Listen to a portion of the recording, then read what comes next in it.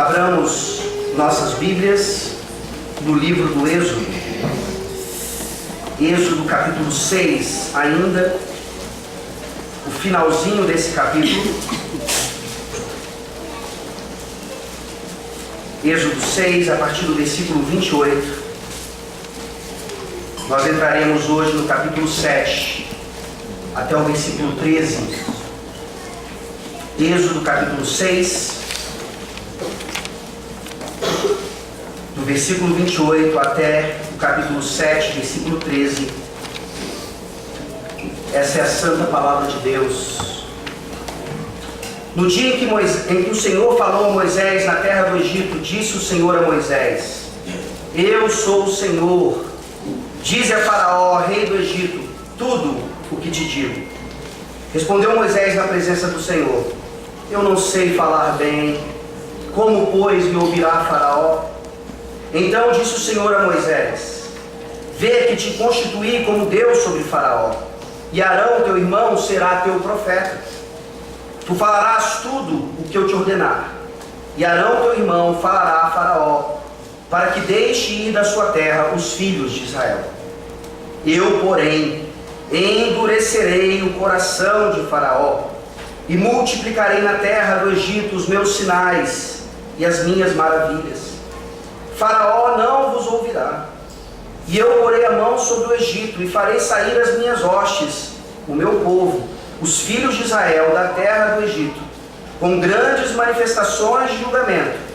Saberão os egípcios que eu sou o Senhor, quando estender eu a mão sobre o Egito, e tirar do meio deles os filhos de Israel.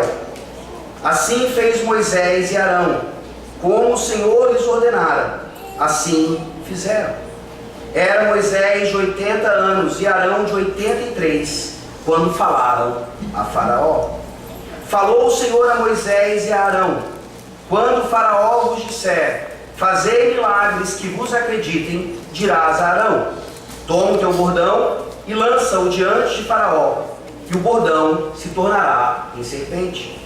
Então Moisés e Arão se chegaram a Faraó e fizeram como o Senhor lhes ordenara. Lançou Arão o seu bordão diante de Faraó e diante dos seus oficiais, e ele se tornou em serpente. Faraó, porém, mandou vir os sábios e encantadores, e eles, os sábios do Egito, fizeram também o mesmo com as suas ciências ocultas. Pois lançaram eles cada um o seu bordão, e eles se tornaram em serpentes. Mas o bordão de Arão devorou os bordões deles. Todavia, o coração de Faraó se endureceu, e não os ouviu, como o Senhor tinha dito. Amém. Vamos orar. Ó Deus, Senhor dos exércitos, obrigado por essa realidade que temos diante de nós, de que o Senhor estabeleceu desde o Éden uma inimizade entre a descendência da mulher e a descendência da serpente. Obrigado, ó Deus, porque não estamos sozinhos nessa batalha, nessa guerra cósmica que acontecerá até o retorno final de Cristo, onde Ele finalmente destruirá todas as hostes do mal, dando a nós a paz e a harmonia perfeitas. Tende misericórdia de nós, ó Deus, porque enquanto caminhamos para esse grande dia, para esse grande momento, não temos batalhado como deveríamos, e temos perdido muitas batalhas por não sermos fiéis e obedientes ao Senhor. Que nessa manhã o Senhor possa nos reerguer, que o Senhor possa nos dar toda a esperança necessária para sermos mais do que conquistadores, como a Tua Palavra nos ensina. Em Cristo Jesus, que nós oramos. Amém. Amém. Batalhas, sem dúvida, nos chamam a atenção. Desde discussões simples até brigas físicas mesmo. Quando brigas aconteciam na escola, nós não temos a primeira atitude de separar a briga. Nós geralmente somos aqueles que incentivam a briga. Briga. Nós queremos ver, pelo menos num momento, aquela situação onde duas pessoas ou mais estão tentando vencer uma batalha. Mas nós descobrimos em família uma batalha fantástica na televisão. BattleBots, já viu? A batalha dos robôs, muito melhor que o UFC, muito melhor que qualquer luta de boxe. 2 robôs entram num ringue e começam a se digladiar. Tem robô que solta fogo, tem robô com lâmina, tem robô que voa, né, um drone. E aí nós ficamos vidrados, é um dos nossos passatempos preferidos em família agora. E como os brasileiros são bons em batalhas ou lutas, teve um brasileiro que chegou até uma semifinal desse campeonato mundial. Por que essas coisas nos chamam a atenção, até mesmo em relação a robôs? Porque nós somos guerreiros, quer queira você ou não. Isso faz parte de quem nós somos. E é por isso que a Bíblia nos define como mais que vencedores, sendo que a tradução mais perfeita, mais clara seria mais do que conquistadores. A ideia é essa.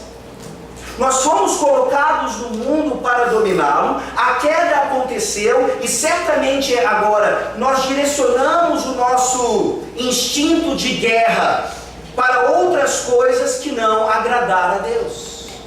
Mas o instinto está lá, faz parte da natureza humana e não é fruto da queda apenas. A queda mal direciona aquilo que nós somos chamados para fazer, principalmente agora por causa do pecado. Nós somos chamados para participar dessa batalha espiritual que existe. Não é algo que faz parte apenas de outras denominações, um pouco mais carismáticas ou um pouco menos voltadas para as Escrituras. Existe uma batalha espiritual que flui das Escrituras e aqui nós temos um exemplo dela, claramente no Antigo Testamento. O momento em que Yahvé começa a batalhar com aquele que supostamente era o Deus mais poderoso do mundo àquela época. E quando nós olhamos para essa batalha começando aqui, no finalzinho do capítulo 6, faz mais sentido então a genealogia que veio antes, para nos falar quem eram os lutadores, quem eram os guerreiros que naquele momento nos representavam, Moisés e Arão. Vejam aí o versículo 27 de Êxodo 6. São estes que falaram a Faraó, rei do Egito, a fim de tirarem do Egito os filhos de Israel. São estes Moisés e Arão. Nós temos aqui na genealogia então deles uma espécie de cartel. O cartel do lutador, o cartel do boxeador, tantas vitórias, tantas derrotas, tantos empates.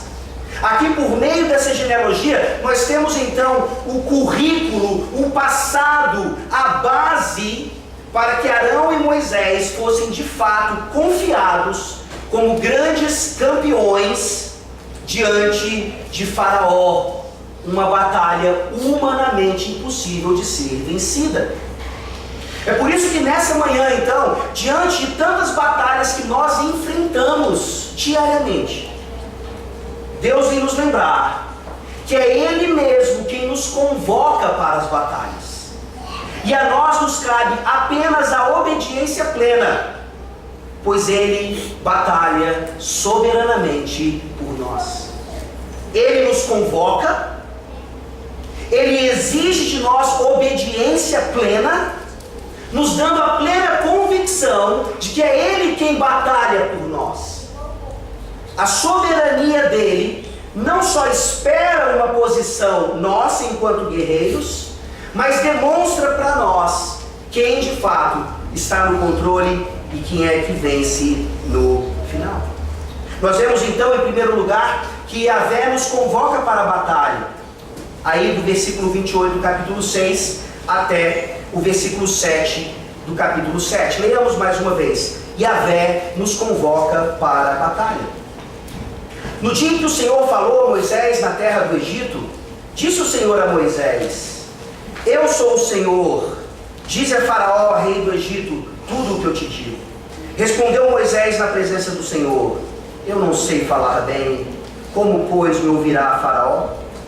Então disse o Senhor a Moisés: Vê que te constituí como Deus sobre Faraó, e Arão teu irmão será teu profeta. Tu falarás tudo o que te ordenar, e Arão teu irmão falará a Faraó para que deixe ir da sua terra os filhos de Israel.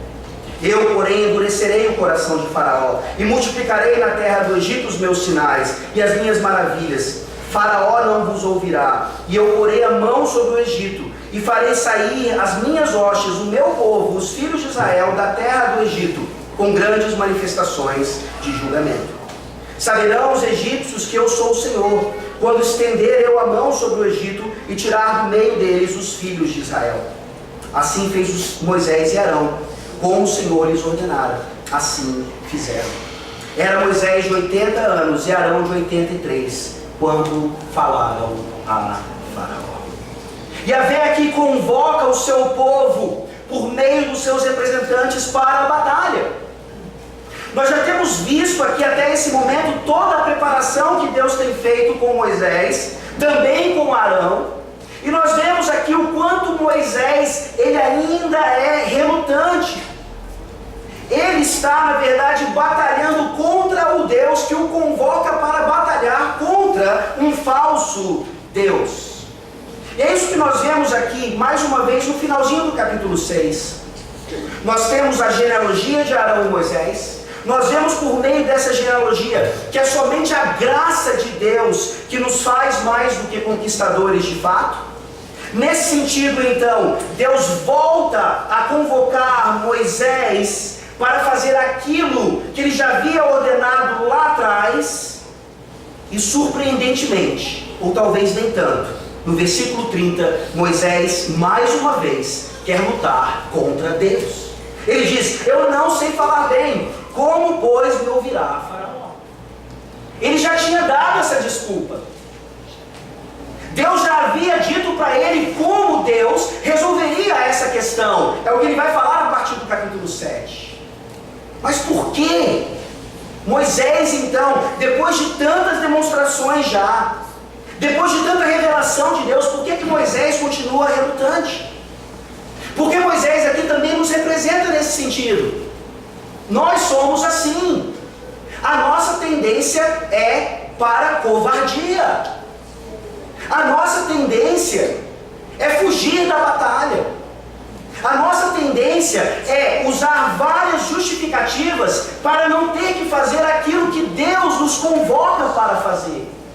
E nós ainda nos apelidamos de pacificadores ou pacifistas nesse sentido.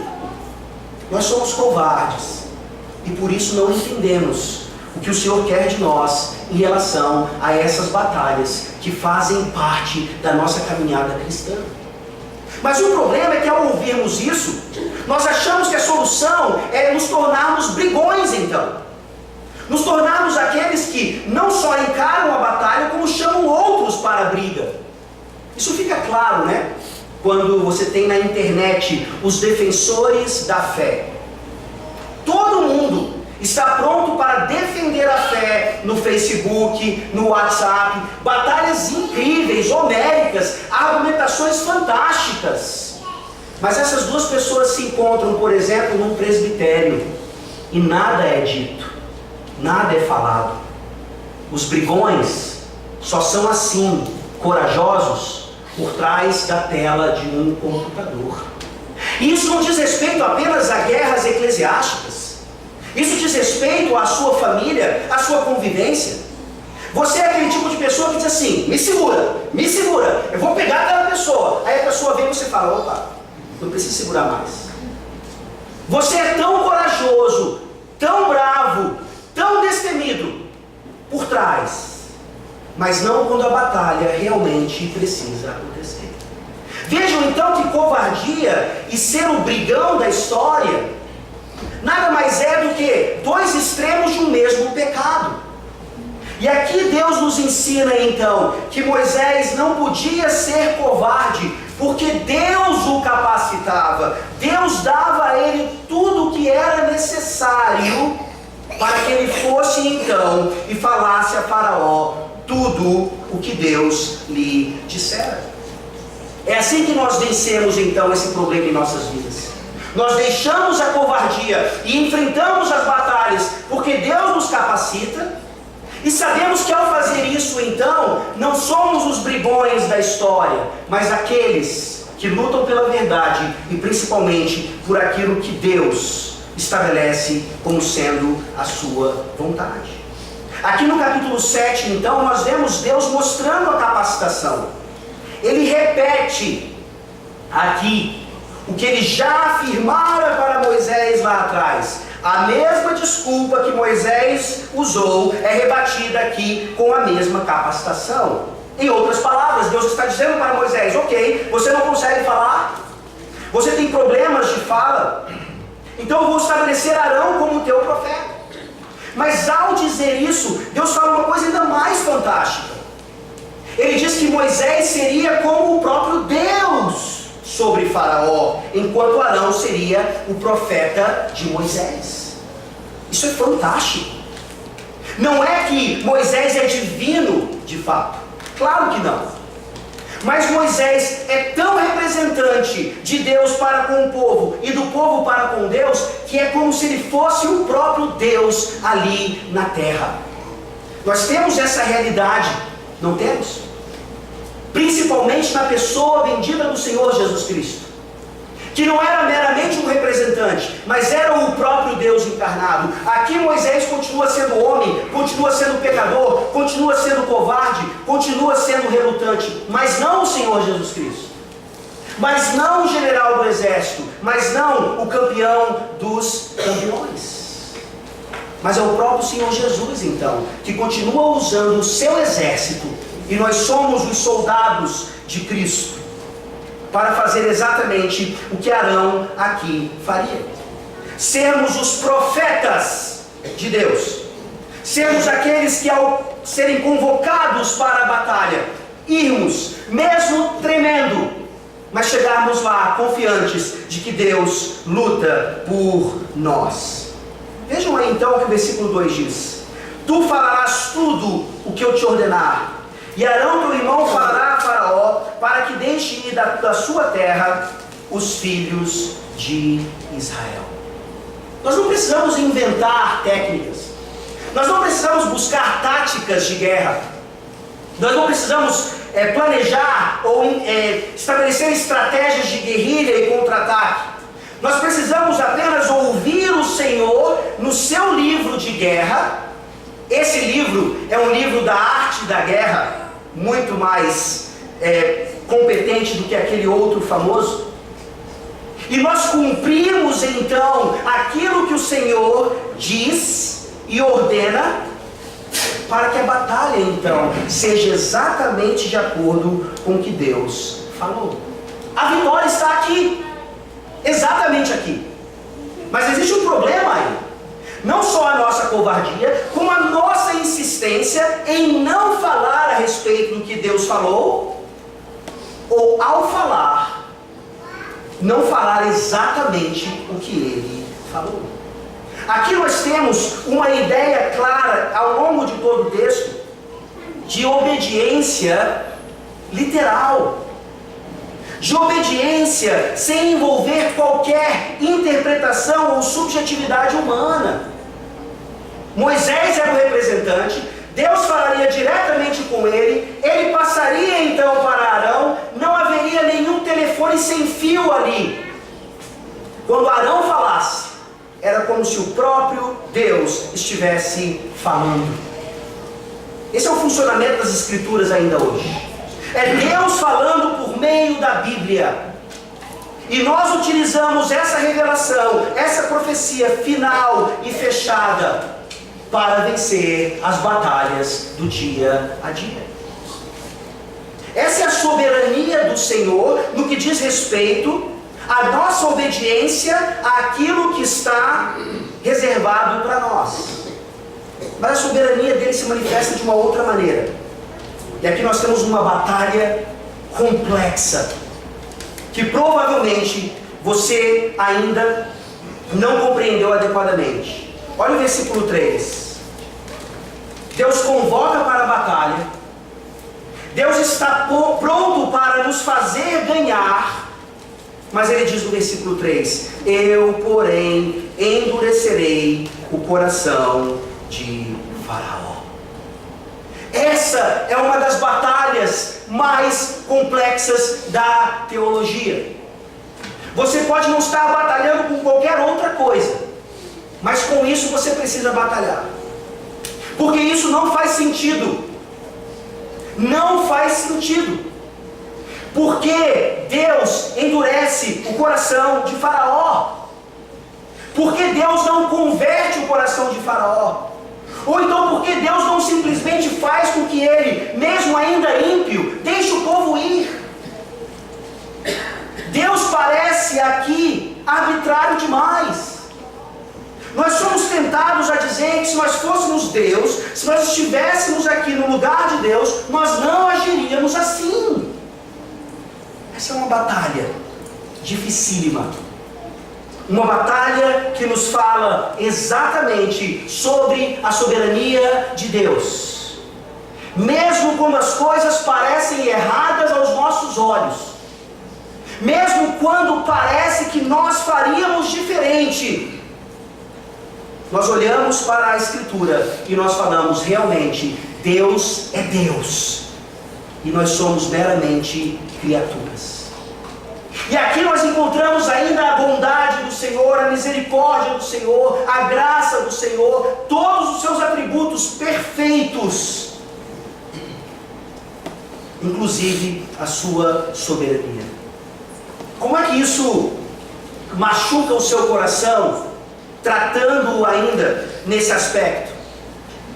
Eu atendi uma pessoa essa semana no gabinete, pecados gravíssimos no passado, que essa pessoa, movida pelo Espírito Santo, resolveu confessar.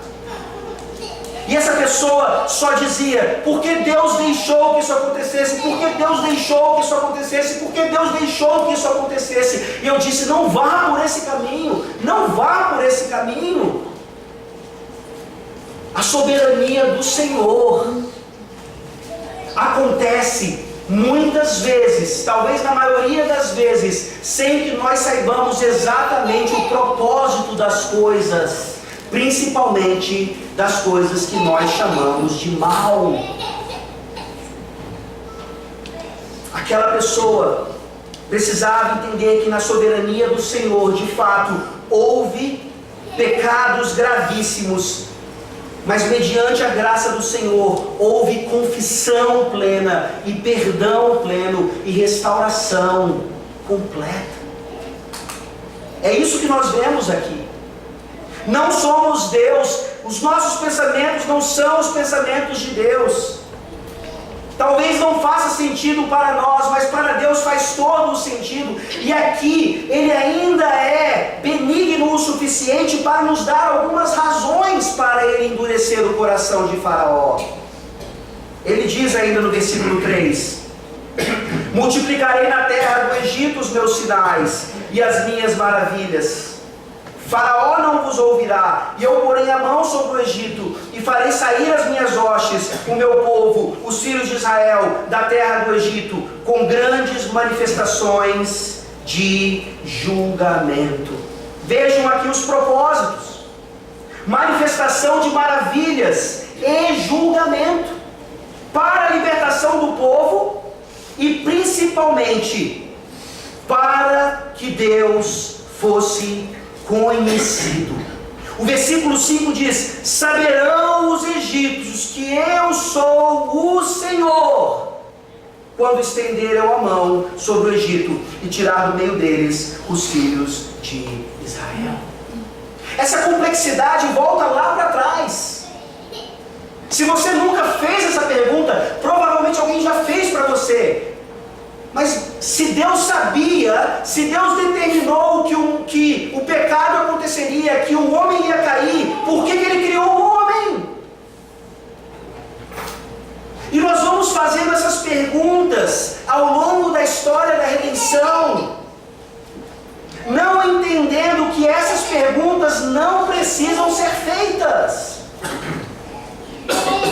Porque essa pergunta, ou pelo menos esse curto-circuito que acontece em nossa cabeça, Por que Deus criou o homem se ele cairia? Por que Deus criou o homem se o mal entraria no mundo e o homem pecaria?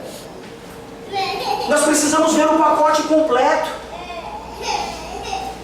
O pacote completo é que na história da redenção, Deus cria o homem sem pecado algum, e por causa do homem, de sua rebelião, ele cai. Mas Deus lá na frente, tendo planejado desde toda a eternidade, ele traz a solução. Ele vence a batalha estabelecida ali no Éden por causa do pecado do homem. O pacote é completo. E é por isso então que aqui nós vemos alguns propósitos no endurecimento do coração de Faraó. Propósitos fantásticos. Libertação do povo. Deus manifestando o seu poder e trazendo julgamento sobre aquela nação terrível e ímpia, como ele havia prometido que faria. Mas sem dúvida alguma, o principal propósito aqui é o conhecimento de Deus.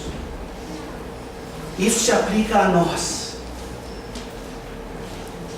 Qual é a pergunta que você faz quando a doença vem até a sua casa? Qual é a pergunta que você faz quando aquele problema insiste em não ir embora? Qual é a pergunta que você faz quando parece que você é só derrotado, que você diz ou canta, somos mais que vencedores da boca para fora? Isso não é verdade na sua vida. É mentira. É uma máscara. Qual é a pergunta que você faz? Nós somos tentados a fazer: por que é que Deus não muda a minha sorte? Por que é que Deus não me cura? Por que é que Deus não me tira desse tremedal de lama? Onde está a vitória? Onde está então essa realidade aqui? De que Ele luta por nós e acaba vencendo no final. Ele não dá as respostas para o porquê das doenças, o porquê do sofrimento, o porquê dos males. Mas nós temos certeza de pelo menos uma coisa: de que quando Ele faz isso conosco, nós temos a oportunidade de conhecê-lo ainda mais. De conhecê-lo ainda mais profundamente, ainda mais intimamente. Mas nós perdemos essa oportunidade porque nós queremos apenas a cura, nós queremos apenas a libertação, nós queremos apenas nos livrar do sofrimento, ao invés de preferirmos conhecer ainda mais esse Deus que continua sendo bondoso, maravilhoso, mesmo diante das aparentes derrotas. O Egito conheceria a Yahvé sem dúvida alguma, mas principalmente aqui o povo da aliança saberia quem ele era. O povo da aliança estaria feliz, não estaria? Vendo o Egito sofrendo, vendo o Faraó, um falso Deus, sendo derrotado, e eles caminhando então para a libertação. Mas nós sabemos e conhecemos a história. Esse povo logo se voltaria contra o Deus libertador mais uma vez. Nós já vimos isso acontecendo. Quando Moisés e Arão se apresentam diante do povo pela primeira vez, eles adoram ao Senhor. Mas por causa do endurecimento do coração de Faraó, eles se voltam contra Moisés e Arão. Eles se voltam contra Deus. Quantas vezes nós ainda temos nos voltado contra Deus, contra a sua bondade, contra a sua graça, quando parecemos derrotados por várias circunstâncias? Conheça então a esse Deus pactual maravilhoso, principalmente quando você estiver no olho do furacão, e responda a Ele, como Moisés e Arão responderam aqui no versículo 6. Assim fez Moisés e Arão, como o Senhor lhes ordenara, assim fizeram. Obediência estrita, obediência total, talvez sem muito entendimento, talvez sem compreender os propósitos, mas conhecendo o Senhor e sabendo que sem dúvida alguma é sempre melhor obedecê-lo. E aqui, terminando esse primeiro ponto, onde entendemos que Deus nos convoca para a batalha e a nós cabe essa obediência plena, nós vemos no versículo 7 que velhos ainda lutam. O versículo 7 diz: era Moisés de 80 anos e Arão de 83, quando falaram a Faraó. E você não pode usar aqui a desculpa de que naquela época os homens viviam mais tempo. Não. Moisés e Arão aqui já estão experimentando as mazelas da queda, as misérias do mundo caído. Eles já eram como nós em relação à expectativa de vida. Moisés é aquele que escreveu o Salmo 90, que diz que chegar aos 70 anos é canseiro e enfado, quando muito aos 80. E ele é chamado por Deus para aos 80 anos de idade brigar, batalhar, guerrear contra um falso Deus. Enquanto você tiver fôlego de vida, não se aposente. Enquanto você tiver fôlego de vida, continue lutando. Talvez o seu corpo não lhe dê mais condições de batalhar como um jovem, mas os jovens não têm a sabedoria que você tem, a inteligência, a experiência que você tem. E por isso nós jovens então precisamos olhar para os mais antigos e respeitá-los nesse sentido, e saber que eles são fundamentais na batalha ainda dentro do reino de Deus. Arão e Moisés, velhos, foram os escolhidos para serem os campeões do povo. E nós vemos então que eles recebem a convocação, eles aceitam o desafio, e agora a partir do versículo 8 até o versículo 13, nós vemos que é Yahvé que vence a batalha por nós. A convocação, ela deve ser aceita exatamente por isso. Nós vamos lá, nós sabemos e conhecemos as nossas limitações, mas nós vamos, porque Deus nos capacita e vence a batalha em nosso lugar. Leamos mais uma vez, versículos 8 a 13. Falou o Senhor a Moisés e Arão: quando Faraó vos disser, fazei milagres que vos acreditem, dirás a Arão: toma o teu bordão e lança-o diante de Faraó, e o bordão se tornará em serpente. Então Moisés e Arão se chegaram a Faraó e fizeram como o Senhor lhes ordenara. Lançou Arão o seu bordão diante de Faraó e diante dos seus oficiais, e ele se tornou em serpente. Faraó, porém, mandou vir os sábios e encantadores, e eles, os sábios do Egito, fizeram também o mesmo com as suas ciências ocultas, pois lançaram eles cada um o seu bordão, e eles se tornaram em serpentes. Mas o bordão de Arão devorou os bordões deles. Todavia, o coração de Faraó se endureceu e não os ouviu, como o Senhor tinha dito. Nós vemos aqui então uma manifestação maravilhosa de algo que não pode salvar alguém. E essa é a principal razão da batalha espiritual. Uma batalha por salvação, uma batalha por libertação do pecado e por consequência da morte. Nós vemos então aqui Faraó, o ímpio, o falso Deus, exigindo um milagre, representando então os tantos ímpios que insistem nessas questões ao longo da história, inclusive hoje. Me mostra um milagre. Se Deus fendesse os céus e fizesse alguma manifestação, eu acreditaria. Falso. Porque milagres, nem nessa época ou em qualquer outra, tinham o propósito de salvar qualquer pessoa. Faraó está enganado aqui em tentar conhecer a Yahvé e o seu poder por meio de milagres. Mas se ele quer um milagre, Deus vai lhe dar um milagre, para que por meio do milagre ele possa saber sim quem é Yahvé e qual é o seu poder, mas não necessariamente chegar a um conhecimento salvífico. O milagre aqui realizado então foi aquele mesmo que Deus ensinara para Moisés. Ele joga o bordão E aquele bordão se torna em serpente. Uma cobra, na verdade, mais parecida talvez com uma naja ou algo parecido. E nós vemos aqui então que a reação de Faraó não seria a mesma reação, não foi a mesma reação que nós teríamos.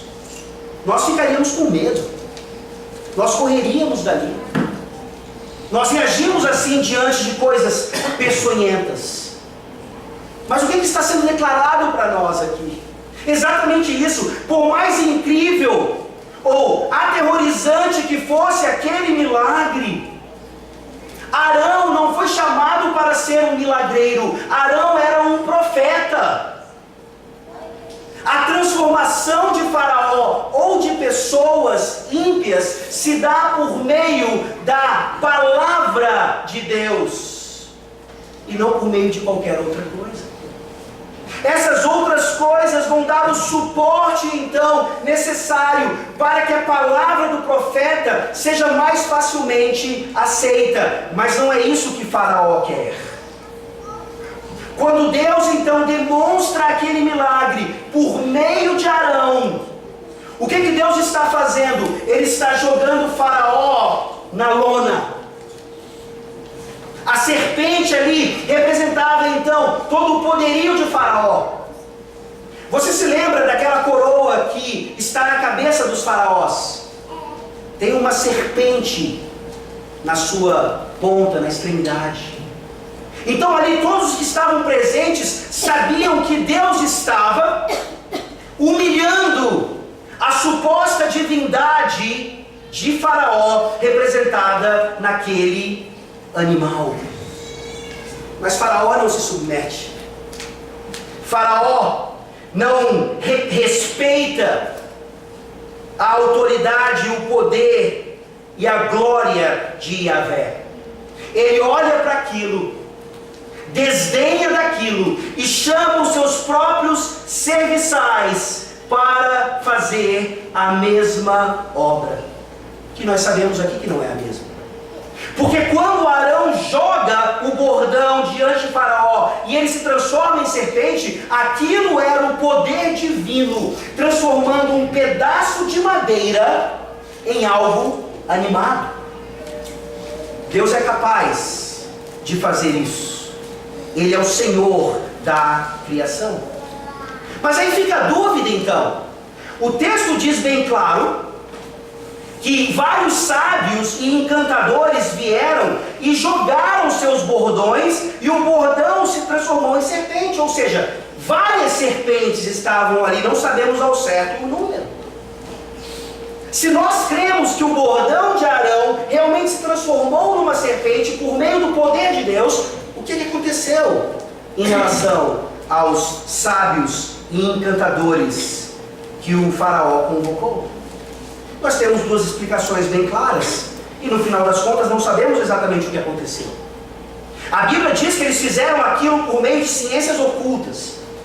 E se você pesquisar um pouquinho, você vai ver que de fato no Egito e por todo o Oriente Médio existem ali encantamentos de animais, especialmente de cobras, que podem fazer, por exemplo, que uma cobra fique estática, parecendo um bordão, por várias horas.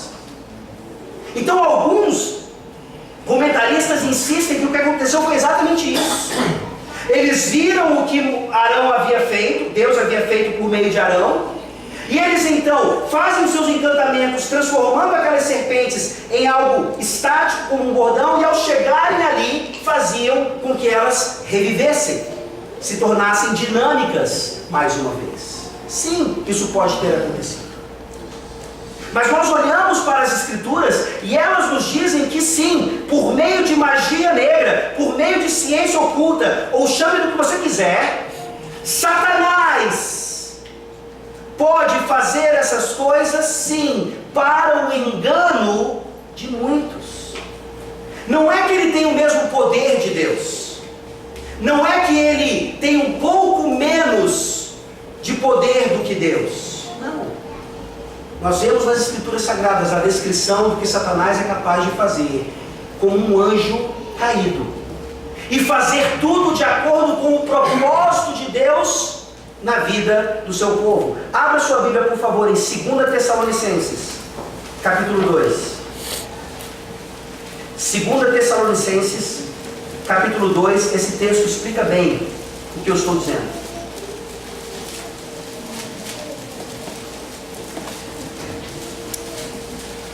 Segunda Tessalonicenses, capítulo 2, versículos 9 a 12. Ora, o aparecimento do iníquo é segundo a eficácia de Satanás, com todo o poder e sinais e prodígios da mentira, e com todo o engano de injustiça aos que perecem, porque não acolheram o amor da verdade para serem salvos. E por este motivo, pois, que Deus lhes manda a operação do erro, para darem crédito à mentira, a fim de serem julgados todos quantos não deram crédito à verdade, antes, pelo contrário, deleitaram-se com a injustiça. Ou seja, o que aqueles homens fizeram pode ter sido uma manifestação diabólica, uma manifestação do poder de Satanás, mas é um poder sempre mentiroso, um poder sempre falso, de injustiça. E essa é uma das características de Satanás. Ele não tem originalidade, ele não tem poder próprio. Até mesmo o que ele é capaz de fazer nesse sentido é dado a ele por Deus, o único que é Yahvé, o único que é autossuficiente, o único que tem todo o poder, e que ele pode conceder a quem ele bem entender, segundo os seus propósitos. Então isso nos ajuda a cabalmente concluir mais uma vez hoje, em nossos dias ainda, quando pessoas, mesmo dentro do cristianismo, são mais guiadas por essas coisas miraculosas do que pela palavra de Deus. Quando essas coisas acontecem, se é que elas acontecem, há apenas duas explicações: ou é charlatanismo, ou é hipnose, como conversamos nessa semana, ou várias manifestações psicológicas da mente que nós não conhecemos, ou é o próprio Satanás realizando no meio daquele povo engano e mentira. E quantos ainda são levados exatamente por essas coisas? Mas nós não precisamos disso. Nós olhamos para o que está acontecendo, e independentemente se era mero encanto de serpente, ou se era uma obra de fato de Satanás espiritual, quando aquelas serpentes se apresentam para a batalha, o bordão de Arão devora todas elas. A serpente de Arão, que era o seu próprio bordão, devora todos os inimigos de Deus. Faraó está derrotado, pelo menos nessa primeira batalha, porque nós vemos que a guerra continua. Faraó deveria ter desistido. Faraó pode até ter mandado matar esses encantadores e esses sábios, porque fizeram que ele se envergonhasse ali naquele momento. Mas na verdade, no versículo 13, nós vemos mais uma vez que o coração de Faraó se endureceu e não os ouviu, como o Senhor tinha dito. Deus é quem fez com que a batalha continuasse. Deus vai agora mostrar ao seu povo as pragas do Egito. Deus precisava derrotar não apenas a falsa divindade, o Faraó, mas todas as outras falsas divindades daquele povo politeísta, pagão, ímpio. E é isso que Deus está fazendo comigo e com você. Nas batalhas que nós temos ao longo da semana, diariamente talvez, faz anos que temos as mesmas batalhas. Deus está quebrando o nosso coração. Deus está quebrando os nossos ídolos. Deus está falando: pare de perguntar por que eu deixo isso acontecer na sua vida. saiba quem eu sou. Pare de preferir a cura, pare de preferir a libertação, pare de preferir essas coisas que sim, são boas, mas o Senhor é melhor. O Senhor é melhor. E é por isso que quando nós perdemos batalhas, principalmente contra o pecado, nós temos a plena convicção de que a vitória está garantida. E é isso que nos ajuda a levantar e a continuar lutando contra aquele pecado, batalhando contra aquela doença, lutando para restaurar o casamento, buscando então a reconciliação com aquela pessoa, fazendo exatamente o que a palavra de Deus, por profecia, nos ensina, e a nós cabe obediência plena quando Deus nos convoca a todas essas batalhas. Não sejamos covardes e nem achemos que coragem significa brigarmos com tudo e com todos. É o Senhor quem batalha por nós. Eu gostaria de ler um último texto para finalizar, em 2 Timóteo capítulo 3. 2 Timóteo capítulo 3, quando nós olhamos para aquele cenário de batalha, havia várias serpentes contra uma. Se nós fôssemos tentados ali a apostar em alguma serpente, não seria no bordão de Arão. Nós apostaríamos provavelmente na quantidade de serpentes de Faraó. A batalha parecia perdida, mas foi exatamente naquele contexto que Arão venceu. 2 Timóteo 3, versículos 8 e 9. Aqui nós temos os nomes de pelo menos alguns magos e sábios daquela época. E do modo porque Janes e Jambres resistiram a Moisés, também estes resistem à verdade. São homens de todo corrompidos na mente, réprobos quanto à fé. Eles todavia não irão avante, porque a sua insensatez será a todos evidente, como também aconteceu com a daqueles. Eles não irão avante. O mundo pode parecer estar ganhando, o pecado pode parecer estar ganhando, Satanás pode parecer estar ganhando, mas eles não irão avante. E nessa manhã eu lhe pergunto, de que lado você está? Não existe neutralidade. Ou você está do lado de Arão e Moisés, ou você está do lado de Faraó. E para que você saiba que você está do lado de Moisés e de Arão, você precisa estar em Cristo. Porque Ele venceu a batalha na cruz do Calvário, quando tudo parecia perdido.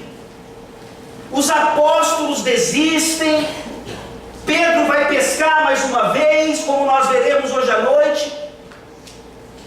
Cristo morreu, a nossa esperança foi embora. E no terceiro dia, Ele ressurge. E Ele ensina para os discípulos de Emaús: por que vocês estão cabisbaixos? E Ele nos ensina hoje exatamente isso.